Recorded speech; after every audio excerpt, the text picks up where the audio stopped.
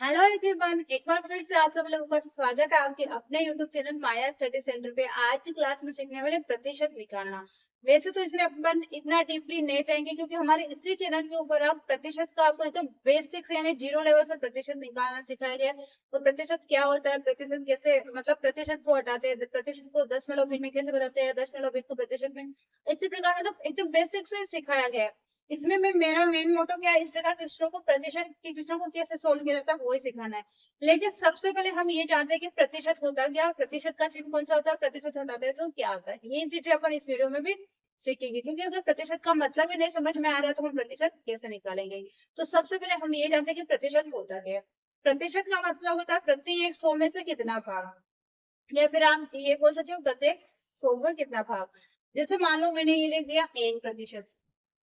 अब प्रतिशत का चिन्ह कौन सा होता है, सबसे पहले तो ये देखिए, ये वाला प्रतिशत का चिन्ह होता है, मेरे ख्याल से सबको पता है। ये हमारा साइन किसका होता है, प्रतिशत का। ठीक है। अब ये प्रतिशत किसको रिप्रेजेंट करता है, 1/100 को, यानी इस प्रतिशत को जहां पे भी लगा हुआ रहता है इसको अगर आप हटाओगे तो ये क्या आता है, 1/100। हम यूज क्या करते हैं जनरली, जैसे मैंने लिखा 15%, तो इस प्रतिशत को हटा के हम क्या लिख देते हैं, बटे में 100। हम यूज जनरली क्या करते हैं, 100। लेकिन होता क्या है एक्चुअल में, 1/100। हम एक इसलिए नहीं लिखते क्योंकि 15 को ऐसे गुणा करेंगे जब 15 आएगा ना, तो हम डायरेक्ट क्या लिख देते हैं, 100। बल्कि होता क्या, 1/100।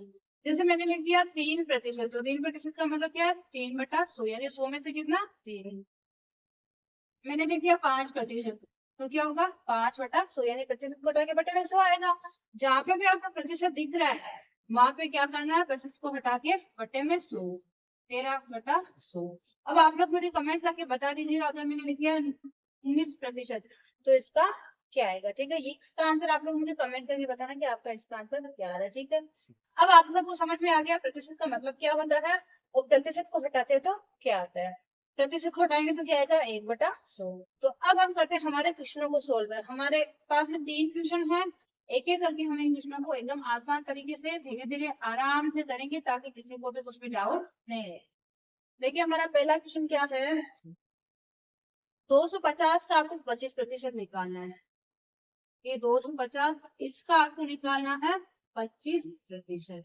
तो सबसे पहला काम मैंने क्या बोला था, प्रतिशत को हटाना है, बटे में लिख देना 100। लेकिन यहाँ पे एक का भी आ रहा है, का मतलब क्या होता है, जिसमें संख्या बीच में से है ना, 250 का 5% है, 250 का 8%, तो उस का को हटा के बीच में गुणा का निशान लगा लेना है। तो सबसे पहले तो काम क्या करना है, 250 गुना 25 और प्रतिशत घटाएंगे तो बटे में 100। अगर आप 1/100 लिखोगे तो भी 25/100 ही होगा। जो भी कट रहा है उनको काट दो, एक जीरो से एक जीरो करते हो गया, 5 से काट दो, या फिर अपन डायरेक्ट ही कर देते क्योंकि दशमलव में तो आना ही दिख रहा है क्योंकि 10 से तो कट रहा नहीं है डायरेक्ट। तो यहाँ पे 10 ही रखते हैं, 25 को 25 से गुणा करना सबको आता है डायरेक्ट, 25 को 25 से करते तो क्या आता है, 625। ये हो गया 625/10। अब हमें पता है जब भी हम नीचे से 10 से 100,000 हटाते हैं तो ऊपर क्या आ जाता है, 10 है तो एक अंक से पहले दशमलव, एक अंक से पहले दशमलव यानी 62.5। ये क्या हो जाएगा हमारा आंसर। तो आप लोग मुझे कमेंट करके बताना कि ये पहला वाला क्वेश्चन आपको कैसा लग रहा है। एकदम आसान तरीके से अपने सीखा है इसमें कि प्रतिशत कैसे निकाला जाता है। अब आते हैं हम सेकंड क्वेश्चन में, जिसमें थोड़ा सा हमने डिफिकल्ट क्वेश्चन लिया है। क्वेश्चन क्या है, थोड़ा सा दशमलव में है। ऐसे तो डिफिकल्ट कुछ नहीं है, लेकिन दशमलव को देखते ही कई बच्चे क्या हो जाते हैं, डर जाते हैं, दशमलव के क्वेश्चनों को बहुत ही डिफिकल्ट मान लेते हैं। लेकिन डिफिकल्ट कुछ भी नहीं है, डिफिकल्ट को ही अपन को क्या बनाना है, एकदम इजी बना देना है और सॉल्व कर लेना है। सेकेंड क्वेश्चन हमारा क्या है, 0.150 का 15% है। ठीक है, तो सबसे पहला काम तो हमें क्या करना है, इस का को हटा देना है, इस प्रतिशत को भी हटा देना है। तो 0.150 गुणा 15 हो जाएगा, घटे में आ जाएगा 100। इतना काम करना आ गया। अब हमें पता है कि ऊपर अगर आपको दशमलव दिख रहा है तो उस ऊपर से दशमलव को हटा के अपन क्या करते हैं, नीचे 001 के पास में 00 लगा देते हैं। अब इस ऊपर से आप दशमलव को हटाओगे तो देखो कितने अंक से पहले दशमलव, 1 2 3, 3 अंक से पहले दशमलव, इसका मतलब नीचे क्या आएगा, 1000 आएगा। 1 2 3 आ गया। तो देखो ऊपर संख्या क्या बन गई, 150 गुणा 15/1000 गुणा 100। एक जीरो से एक जीरो कट गया। ठीक है, अब 15 15 कितना होगा, 225।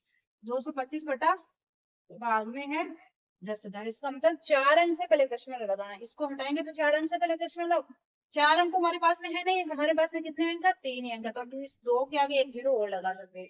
तो हम इसको क्या लिख सकते हैं, दशमलव, यहाँ पे जीरो, फिर 2 2 5। तो देखो 4 अंक हो गया ना, 1 2 3 4, इधर जीरो लगा दो ताकि ये हमारा दशमलव भी दिख जाए। तो हमारा आंसर क्या हो जाएगा, 0.0225। ठीक है। तो आई होप आप सब लोगों को सेकंड क्वेश्चन भी एकदम अच्छे से क्लियर हो गया होगा। अब बढ़ते हैं क्वेश्चन नंबर 3 की तरफ। थर्ड क्वेश्चन तो हमारा सबसे सिंपल होने वाला है। इसका आंसर तो अगर आप लोगों को प्रतिशत निकालना आ गया है तो आप मुंह पे नहीं, आप माइंड में एक सेकंड में आंसर दे सकते हो। पेन पेपर की तो जरूरत ही नहीं पड़ेगी, मैं इसका आंसर यहाँ पे ही दे सकती हूँ डायरेक्ट। मैं बताऊंगी कैसे देना है।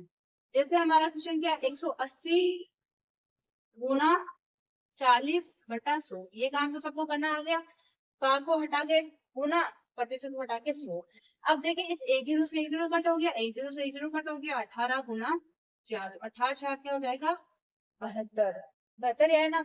अब इसका आंसर देखिए बच्चे माइंड में कैसे दे सकते हैं। जैसे अब बैंकिंग के एग्जाम होते हैं ना, किसी के भी मान लो कोई भी कंपटीशन एग्जाम है तो इतना टाइम नहीं रहता उसमें।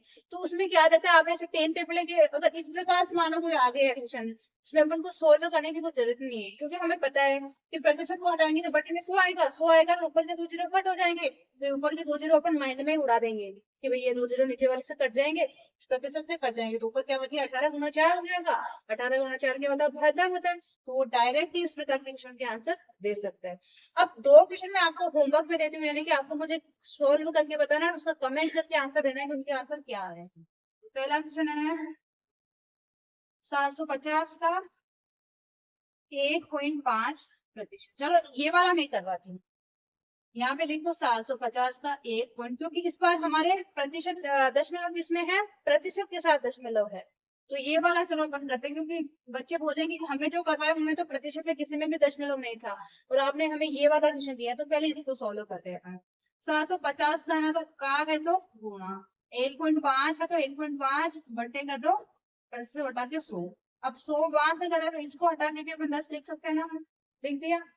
अब कट रहा है उनको काट दो, एक जीरो से एक जीरो कट हो जाएगा, और ये वैसे तो कटेगा नहीं तो अपन क्या करेंगे, साथ में 2 जीरो लगा देंगे। 15 5 75 का 5 लग गया 7, 15 सात 105, 112। एक दो अंक से पहले दशमलव यानी 11.25 आ जाएगा। इसका क्या आएगा आंसर, 11.25।